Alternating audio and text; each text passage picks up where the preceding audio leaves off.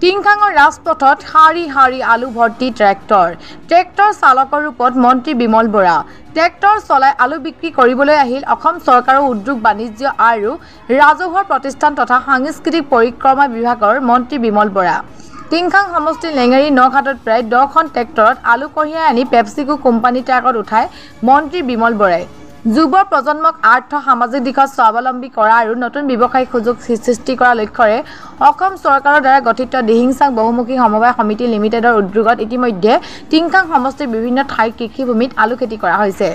ইতিমধ্যে বিগত বৰ্ষত প্ৰায় 100 মেট্ৰিক টন আলু পেপচিকো ইণ্ডিয়া হল্ডিং প্ৰাথমিক লিংক বিক্ৰী কৰাৰ পিছত এই বৰ্ষত বৰ্তমানলৈকে প্ৰায় 326 মেট্ৰিক টন আলু পেপচিকো ইণ্ডিয়া হল্ডিং প্ৰাথমিক লিংক প্ৰেৰণ কৰা হৈছে।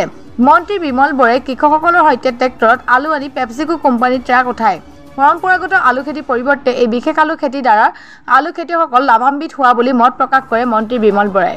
হিমন্ত বিশ্ব শৰ্মা ডাঙৰীয়াৰ এটা দূৰদৰ্শী চিন্তাৰ ফচল সেই ফচল হৈছে উদ্যোগ বিভাগত তামূল পৰিৱৰ্তন আনি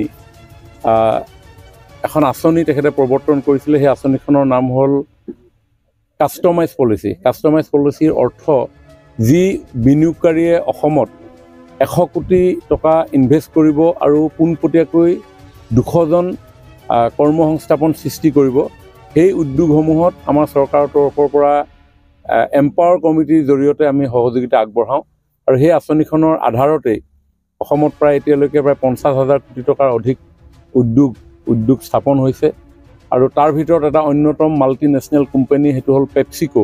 পেপচিকোৱে 778 ক্ৰ'ৰ্ছ ইনভেষ্ট কৰি নলবাৰীৰ বানেকুচিত এটা উদ্যোগ স্থাপন কৰিছে। তেওঁলোকৰ উৎপাদিত সামগ্ৰীৰ ৰ' মেটেৰিয়েলছ হৈছে মেইনলি আলু, পটেটো আৰু প্ৰায় বছৰেকত তেখেতসকলক দৰকাৰ হ'ব 80,000 মেট্ৰিক টন আৰু সমগ্ৰ অসমতে তেখেতসকলে এই খেতিৰ জৰিয়তে তেখেতসকলৰ কেঁচামাল সংগ্ৰহ কৰিব আৰু আমিও ডিব্ৰুগড় জিলাত এই উদ্যোগটোৰ কাৰণে প্ৰয়োজনীয় কেঁচামাল আলু আমি উৎপাদন কৰিবৰ কাৰণে যোৱা বছৰৰ পৰা প্ৰয়াস কৰিছিলোঁ আৰু যোৱা বছৰৰ প্ৰয়াসৰ ফলত প্ৰায় 1 লাখ কেজি আমি তালৈ প্ৰেৰণ কৰিছিলোঁ আৰু এইবাৰ কৃষকসকল উৎসাহিত হ'ল।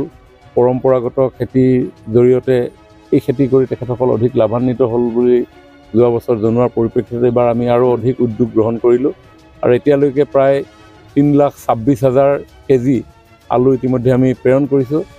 আমাৰ দিহিংচাং বহুমুখী প্ৰকল্প মুখ্যমন্ত্ৰী ডাঙৰীয়াই সমগ্ৰ অসমৰ প্ৰতিটো সমষ্টিত এখন সমবায় সমিতি গঠন কৰিবৰ কাৰণে পৰামৰ্শ দিছিল। আমি পৰামৰ্শমতে আমাৰ এই টিংখাঙৰ ৰাইজক লৈ এই সমিতিখন গঠন কৰিছিলোঁ আৰু এই সমিতিখনৰ উদ্যোগতেই এই খেতিসমূহ হৈ আছে আৰু আজিও আমি এগাড়ী আলু আমি পঠিয়াম আৰু মই আহি পাইছোঁ সেইকাৰণে খেতিয়কসকলে গম পালে আৰু ময়ো এখেতসকলৰ লগত লগ লাগি লৈ আজি আলুসমূহ কঢ়িয়াই আনি মূল পথলৈ কঢ়িয়াই আনিছোঁ আৰু ইয়াতে আমি লোড কৰি পঠিয়াম।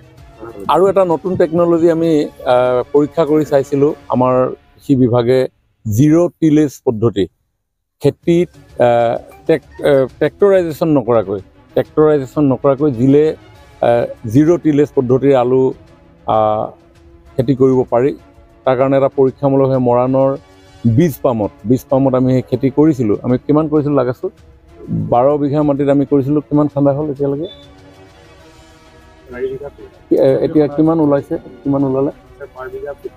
প্ৰায় এবিঘাত 15 কুইণ্টেলকৈ তাত আমি জিৰ' টিলেজ পদ্ধতিৰে আমি উৎপাদন কৰিবলৈ সক্ষম হৈছোঁ আৰু বজাৰত 20 টকামানকৈ তাত বিক্ৰী হৈছে। গতিকে প্ৰায় এবিঘা মাটিত 30,000 টকা কৃষকসকলে পাবলৈ সক্ষম হৈছে আৰু 90 ডেইজৰ খেতি। গতিকে অহাবাৰ আমি 5,000 বিঘা মাটিত টিংখাং সমষ্টি আমি জিৰ' টিলেজ পদ্ধতিৰে জৈৱিক আলু উৎপাদন কৰিবৰ কাৰণে সিদ্ধান্ত গ্ৰহণ কৰিছোঁ।